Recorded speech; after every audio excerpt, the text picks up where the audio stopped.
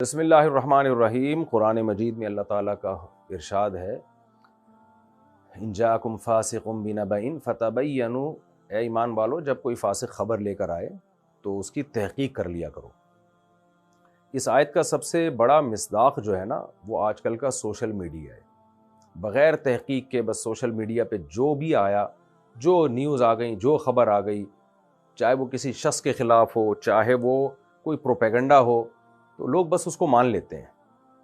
اور جب ہم اس پہ وضاحتی بیانات دیتے ہیں وہ وضاحتی بیانات چلتے نہیں ہیں۔ نیگیٹو چیز جنگل میں آگ کی طرح پھیلتی ہے، پازیٹیو چیز نہ پھیلتی ہے نہ پھیلائی جاتی ہے۔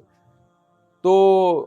میں دیکھ رہا ہوں کافی دنوں سے سوشل میڈیا پہ میری کچھ تصویریں وائرل ہو رہی ہیں، میں ثنا خان کے ساتھ بیٹھا ہوں، میں کوئی اپنی چوتھی بیوی، کوئی کہہ رہا ہے کہ یہ مفتی صاحب کی چوتھی وائف ہے، اس کے ساتھ تصویر دیکھیں۔ اس طرح کی تصویریں وائرل ہو رہی ہیں، کبھی میری طرف نسبت کر کے الٹے سیدھے بیانات پوسٹ چلا کے شائع کر دیے جاتے ہیں۔ اے آئی جنریٹڈ آڈیو بھی آج کل آپ کو پتہ ہے کہ بہت دنیا میں اس کا بھی رواج بڑھ گیا ہے۔ تو ابھی جو ریسنٹلی جو لڑکیوں کے ساتھ میری تصاویر کی چوتھی وائف ہے، ابھی کل کوئی پرسوں تصویر آئی ہے، میں بیٹھا ہوا ہوں، کسی نے کہا مفتی صاحب کی 3 وائف، میں کھانے پہ بیٹھا ہوا ہوں اور بتایا جا رہا ہے کہ 3 وائف۔ ایک دن ایک بچے کی تصویر آئی، میں بچی کو گود میں پکڑا ہوا ہے، مفتی صاحب کی بیٹی، حالانکہ وہ میری بیٹی نہیں تھی۔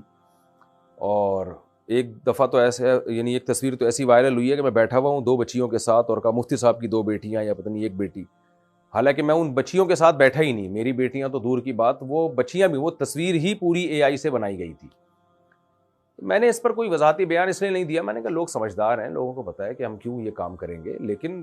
کمنٹس دیکھ کے پتہ چلتا ہے کہ لوگ شاید اتنے سمجھدار ہیں نہیں جتنا ہم سمجھ رہے ہیں ان کو،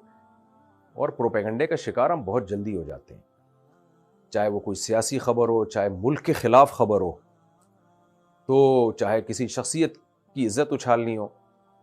تو جب میں نے کمنٹس لوگوں کے بہت سارے دیکھے اور میرے اپنوں نے مجھ سے واٹس ایپ پہ رابطے کرنے شروع کیے، مفتی صاحب آپ کو تو یہ نہیں کرنا چاہیے تھا، آپ کو تو یہ آپ پہ سوٹ نہیں کرتا، علماء کا تو یہ رواج نہیں ہے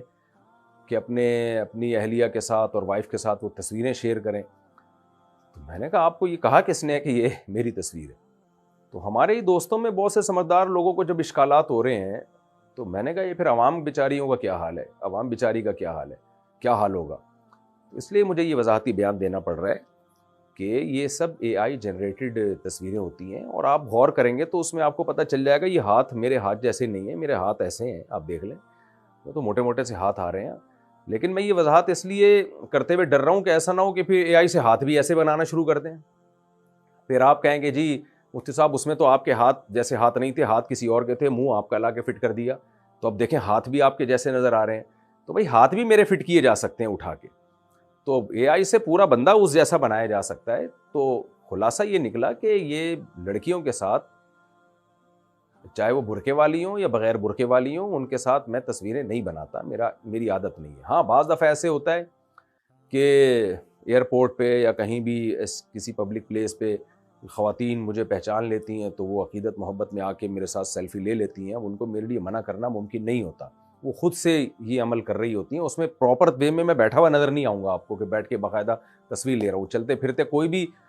میرے ساتھ سیلفی لے سکتا ہے، وہ ایک الگ بات ہے۔ لیکن یہ جو اس طرح کی تصویریں آ رہی ہیں بچوں کے بارے میں بھی کہ یہ مفتی صاحب کی بیٹی ہے یا یہ مفتی صاحب کی وائف ہے،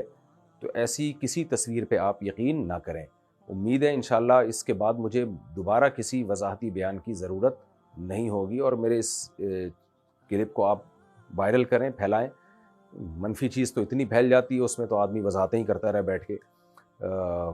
مثبت چیز شاید اتنا نہیں پھیلتی۔ تو اے آئی جنریٹڈ چیزیں ہیں یہ، اس میں بہت احتیاط کی ضرورت ہے۔ کوئی آڈیو آتی ہے تو آپ پہلے تحقیق کریں، قرآن بھی کہتا ہے کہ اس کو اہل تک پہنچاؤ، خبر کو تحقیق کرو، اور ہر چیز میں وضاحتی بیان بھی نہیں دے سکتا۔ اگر میں یہی کرتا رہوں